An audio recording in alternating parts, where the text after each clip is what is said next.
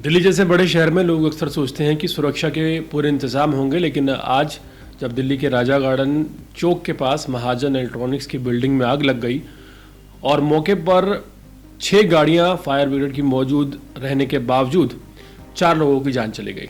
आज दिल्ली के राजा गार्डन में जो कुछ हुआ उसने ये सोचने पर मजबूर कर दिया है कि आखिर आम लोगों की ज़िंदगी की कोई कीमत राजधानी में है या नहीं। महाजन इलेक्ट्रॉनिक्स की दूसरी मंजिल पर आग लगने के देखते ही देखते 4 मासूम जिंदगियां छीन ली और एक नौजवान जो है वो ज़िंदगी और मौत से जूझ रहा है। तकरीबन 3 बजे थाना मोती नगर को सूचना मिली कि इलेक्ट्रॉनिक्स की दुकान जिसका नाम महाजन है उसमें आग लग गई है और अंदर कुछ लोग फंस गए हैं। फायर ब्रिगेड और पुलिस तुरंत मौके पर पहुंची। भारी मशक्कत के बाद 5 लोगों को बाहर तो निकाला गया और अस्पताल भी ले जाया गया, लेकिन डॉक्टरों ने उनमें से 4 को मृत घोषित कर दिया। केवल एक संदीप नाम का शख्स है जो भी जिंदा है, लेकिन उसकी हालत इतनी गंभीर है कि बचने की उम्मीद बेहद कम है। मृतकों में 22 साल की आयुषी, 20 साल की पायल, 22 साल की अमनदीप कौर और 28 साल का रवि शामिल हैं। चारों की उम्र देखिए, सब अपने सपनों को पूरा करने की शुरुआत ही कर रहे थे।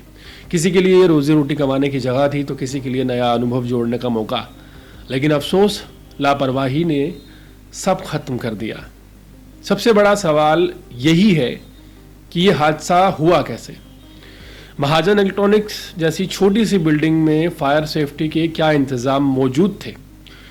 सूत्र बताते हैं कि वहां ना तो सही अग्निशमन उपकरण लगे थे और ना ही एमसीडी ने हाल के वर्षों में कोई उचित जांच की थी। आग बुझाने वाले सिलेंडर या तो खराब थे या बिल्कुल मौजूद नहीं थे।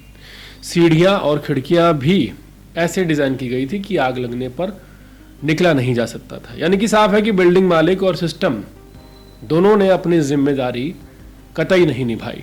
दिल्ली में हर साल एमसीडी और फायर विभाग ये दावा करते हैं कि व्यावसायिक जगहों पर नियमित जांच हो रही है, पर सच्चाई ये है कि ज़्यादातर जांच सिर्फ कागजों में ही रह जाती है।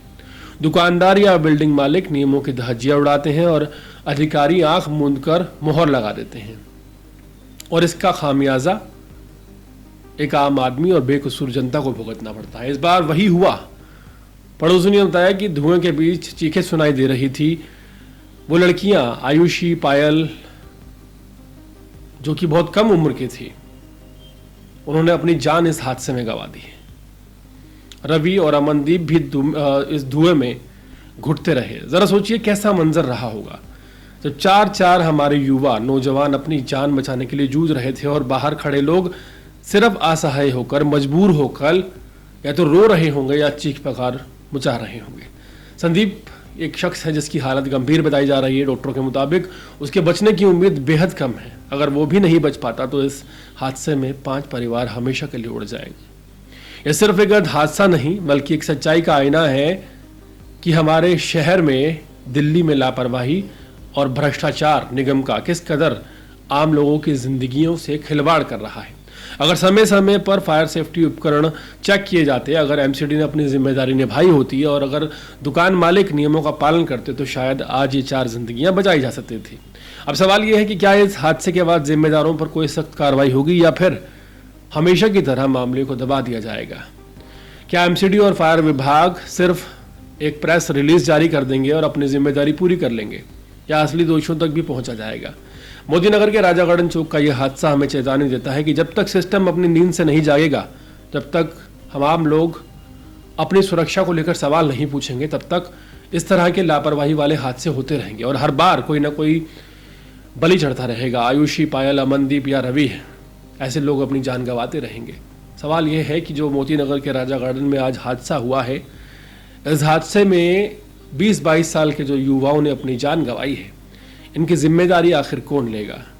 वो अधिकारी जो सिर्फ अपने एसी रूम में बैठे रहते हैं और कागजों पर कार्रवाई करते हैं।